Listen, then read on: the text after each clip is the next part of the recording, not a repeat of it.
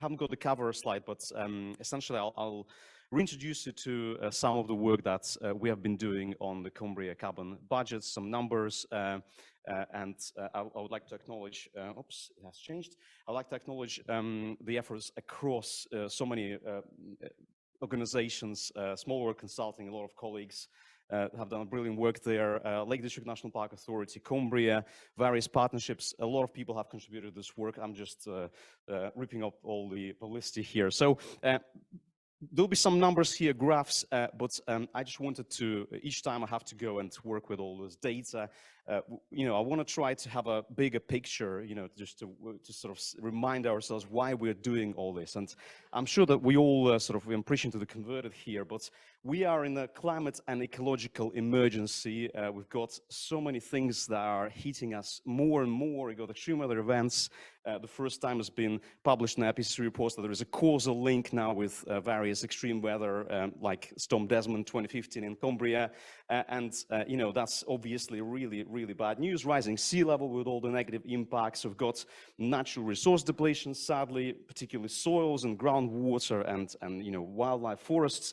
We've got pests and diseases that are, you know, rising their head more and more because of the changing climate conditions. We've got loss of nutrition potentially in the crops because of higher CO2 levels. That's really bizarre because we think that stuff is going to grow better with higher, you know, CO2, but it's not always the case. We've got a biodiversity crisis, I think various things that you are aware of, but it's essentially a new mass extinction that we have entered. It's the sixth, I think, in the history of the planet. And wild food depletion, and finally reduced access to food, which is a really bad news. Of course, we know this year with certain political events, sadly, we've got you know, problem with food prices, food supplies, but climate will sort of have a potentially much bigger effect on the food availability and prices. So landscapes like Cumbria obviously face loads of challenges, but also have plenty of opportunities to contribute to sort of tackling those problems. First of all, we need to figure out how to cut emissions in line, if possible, with cutting-edge research.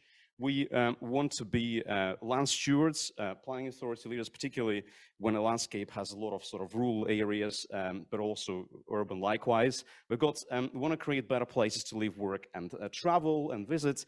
And last but not least, and again for the landscapes like Cumbria with kind of disproportionate amount of sort of wilderness and farmland as well, we've got important land use measures to think of and scale up: woodland creation, peatland restoration, renewable energy production, also land related, and regenerative agriculture, better farming practices. So all those things need to be scaled up and encouraged.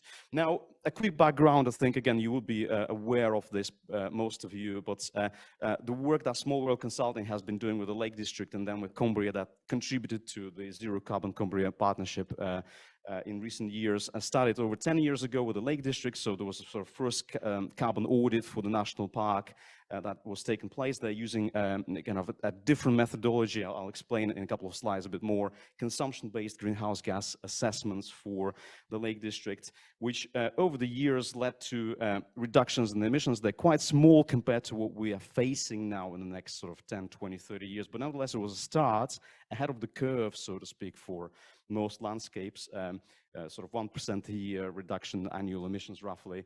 And then there was a reassessment of this sort of 2017, which then evolved, as has been mentioned also by team earlier, into a Cumbria-wide carbon audit, which has contributed, as we said, to the current work through Zero Carbon Cumbria Partnership and many other initiatives here. And most recently, this work has been scaled up to all the national parks in the UK, to several areas of outstanding national beauty. And also now we're in the process of redoing the work for Cumbria, updating it, refining what has been done in the past 2-3 years, just to help further develop roadmaps, practical roadmaps for you know, those measures to be taken to decarbonize. So that's where sort of rocket science part will start, I'm afraid. I'll try to be, again, as sort of as quick as possible here. But essentially, we look at several, actors who are sources of emissions here in the landscape.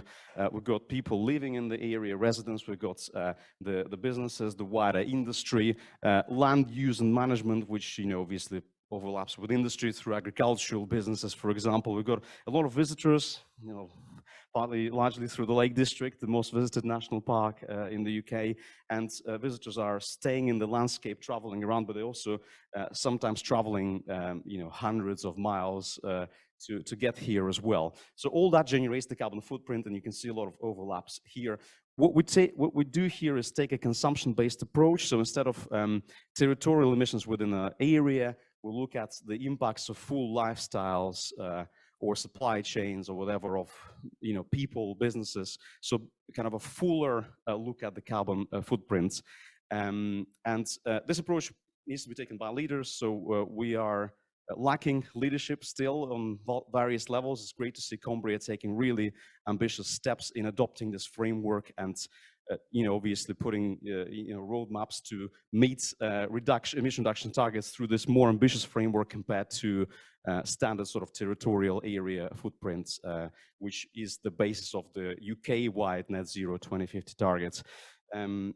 So I've already said that there are a lot of actors, there are a lot of overlaps there, and double countings, and we do a lot of work which we don't have time, we don't need to describe here in detail, but we sort of carefully think in our analytical hats on and how to sort of make this data most sort of rigorous and applicable to your actual needs to take the action.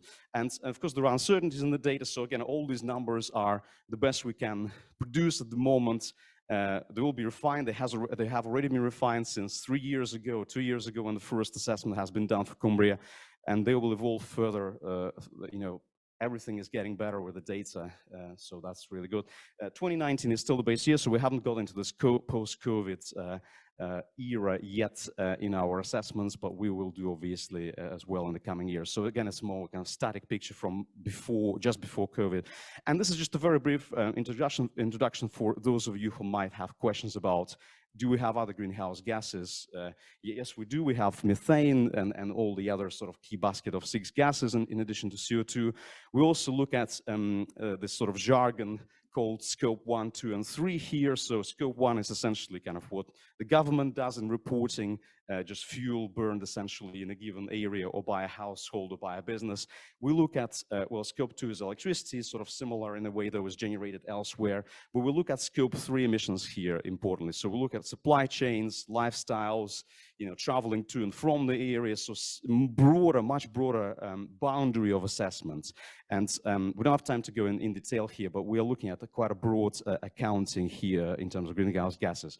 And now I'm going to leave you with this sort of graphical image. So there's a lot of text there, but I just want to reflect on the earlier points that we've got loads of data here. I mean, it's kind of condensed here, but about 30 various data sets and a lot of various level of detail in that data at the top, granularity and sectors and whatever. And this is like a little sort of, I don't know, game of chessboard here showing how different data, what sort of structure it has and resolution.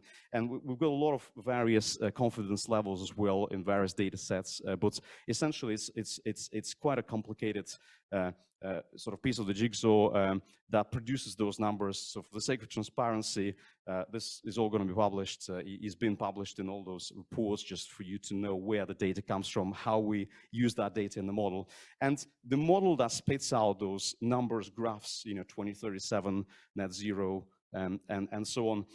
Again, it's sort of evolved over the years into a kind of bit of a monster, but we've got, now it works for all UK national parks, we can run it pretty much for most areas of outstanding national beauty, so designated landscapes in the UK. We can run it pretty much for any unitary local authority in the UK, as well as counties, so in England, so it's like 2-tier system, of course. And, with Cumbria restructuring, we've got Cumberland and Westmoreland and Furness Council results on the way.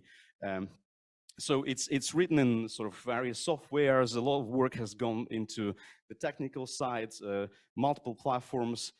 We've got multiple data sets, multiple sectors, multiple geographies, demographic groups, scopes. So it's so many parameters that spit those numbers in the end. And again, we are making it all transparent for the, for your panels, for your citizens, juries, for the partnerships to look and say, right, these numbers are, science-based, or they're data-driven, they are accurate to the best of our knowledge, and we can use them as a practical guidance to take sort of practical action. So potentially this model will be usable by the local authorities or national parks themselves every year to update their carbon baseline to monitor. We're not yet at that stage, but we are doing a piloting work with Westmoreland Furnace Council in the next few months, just to kind of hand over some of the stuff over to the clients from Small Worlds. So quickly, the results. This is sort of the first thing that we show to any sort of members, boards that we present to in the landscapes, local authorities. This is the essence of consumption-based footprints. I mentioned those actors with big bubbles earlier on sources of emissions. So we got the residents, visitors in the area inside Cumbria, and traveling to and from the area, and these are the absolute magnitudes per year of emissions with all that supply chains. It includes supply chains of fuels, huge numbers. If you know, some of you might know the government production-based territorial figures for Cumbria for 2019 for emissions, roughly 6 megaton per year, just under 6 megaton.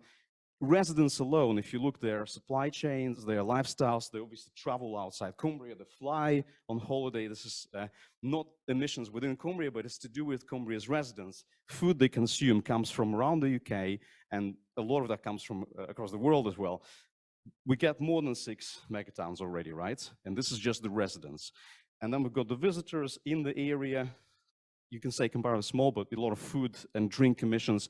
But traveling to and from the area, again, massive footprint over there. So altogether, just shy of 11 megaton. That's the kind of scale. So it's almost double of the production-based emissions, of the territorial emissions that the government reports. And this is kind of the true nature of UK emissions as a whole as well. 500 so megatons per year in the landscape, in the UK boundaries, getting all the import supply chains, 800 or so megaton, almost double the emissions that were produced outsourced elsewhere in the world. Now, industry as well, we don't have time, but we've got a reasonable sort of understanding of what's going on in the businesses here. 4 megatons altogether, but this includes supply chains of industries, various sectors. Agriculture comes really low here, and it's one of the limitations of our data. The agriculture is quite carbon intensive in Cumbria because it's mostly livestock farming, not exclusively, and because we include methane and fertilizer use as well, that share actually would be higher. But we, in our default assessment, we can't really have this local detail for agriculture. So we've got separate set of figures which we call land use, and you can see we separate them into two parts. One of them is called CO2, the other one is non-CO2. Essentially, CO2 is your trees, your healthy soils, your something that sucks carbon in, healthy peat. Non-CO2 is something that is emitting methane and nitrous oxide, as fertilizers mostly, and livestock emissions. And you can see it's a whopping almost 2 megaton figure in Cumbria, as well as degrading peat. So degrading peat is a problem, and that's I'll show sort of briefly in the end what we might want to do about this. So a lot of data, we have a lot of traffic data. This is just a snapshot, largely M6.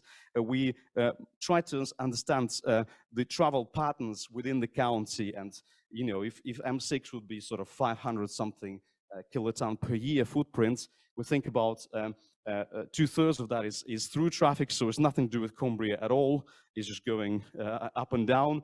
But the rest is sort of traffic inside Cumbria by the residents, by people traveling around, the visitors. So we got that kind of set of estimates, which we will again present in more detail in the report. We'll obviously tackle all the A roads and smaller roads network.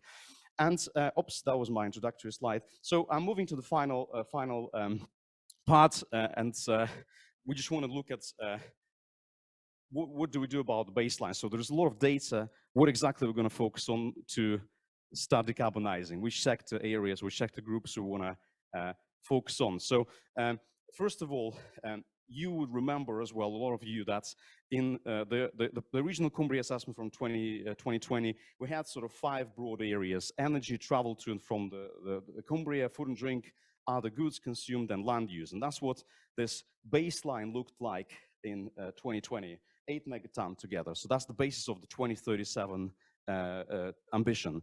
Now, we have updated the data, sorry for this sort of language, but we got the sort of better data now in various areas.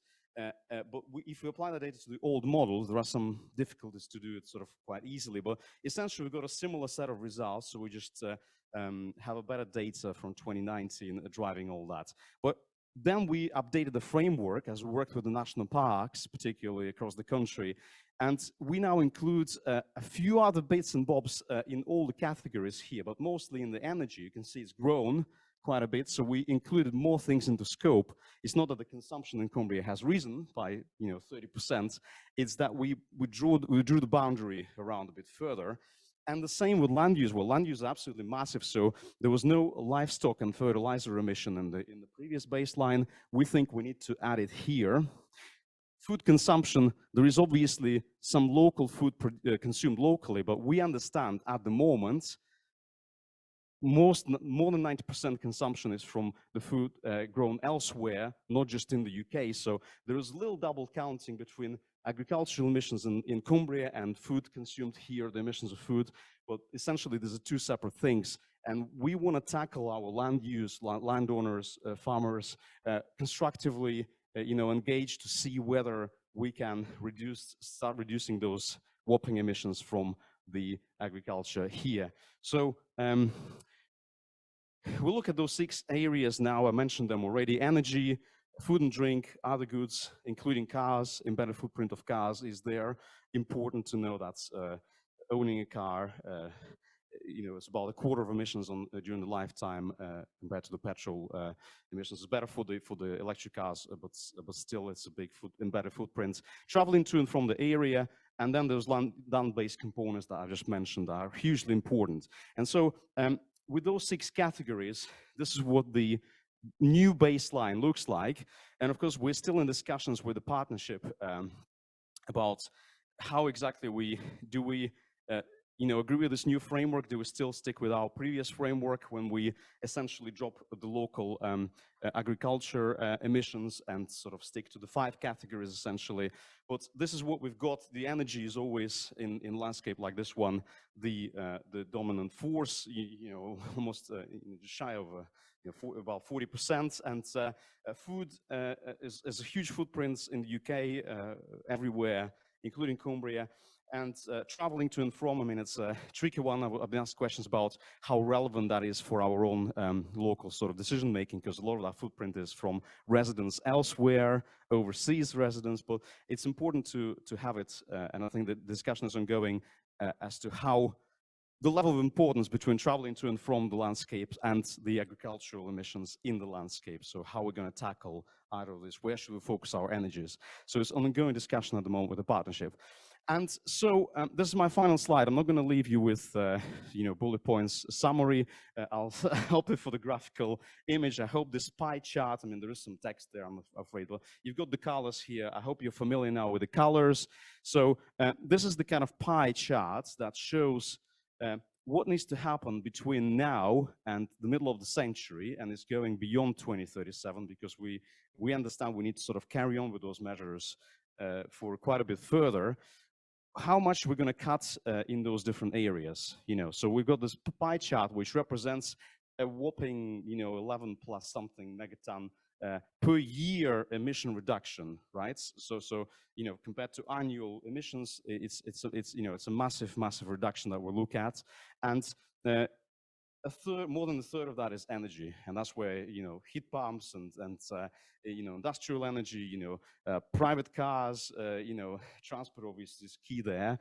Traveling to and from, largely thanks to the Lake District, and part of that is energy and transport, and that's a massive part as well that needs to be cut. But you will be cut also elsewhere in the country.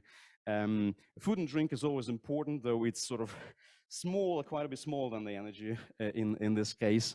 Other goods important, but they're smaller.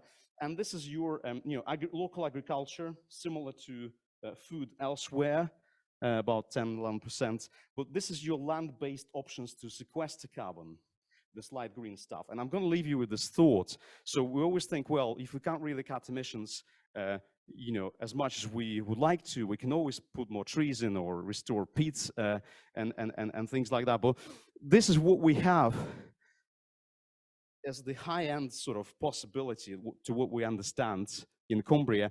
And this is based on the latest analysis of land use data and kind of opportunity mapping for your land use change in the county. And so together it's less than a quarter compared to those emission reduction needs. And woodland creation and peatland restoration are the two main things here. And these numbers in terms of carbon reduction, that's what is required to enable them. These are the targets per year for land use, for landscape transformation that can sustain that section of the pie there. And look, it's 2,000 hectares per year in new woodlands. How does it sound? Crazy. Well, I'm afraid so. 30 years, 60,000 hectares altogether, less than 10% of the landscape, so it's not that bad, but it's huge. It's nowhere near currently the figures of planting now are absolutely off this mark. Peatland restoration, double that. The Cumbria is about a third of that is peat. Most of it is degraded in various forms. To get sort of national ambition of 80% of peat restored by mid-century from the 6th budget, the Committee on Climate Change advice, 4,000 hectares, more than 4,000 hectares per year need to be restored across various habitats. We want to improve our grasslands and farming, and there is a similar scope there to have less intense system, more diverse species of grass rolled out across. But carbon benefits are quite actually limited of that, but the target is quite huge. Cover cropping, better arable management as well, and things like agroforestry, hedgerows, they all discussed there, but they can't deliver huge benefits if you look at that up high. So I'm going to leave you with this thought that we've got to absolutely hammer these bits, just reducing the emissions, particularly energy, food systems, and do our best with land use, but land use is not going to solve it. And Cumbria has a better capacity than many parts of the UK to sequester carbon, but it's not the panacea. So there are co-benefits there, obviously, with land-based targets with biodiversity and things like that, but cutting emissions absolutely crucial there. Great, I'm going to leave you with that thought. Thanks so much.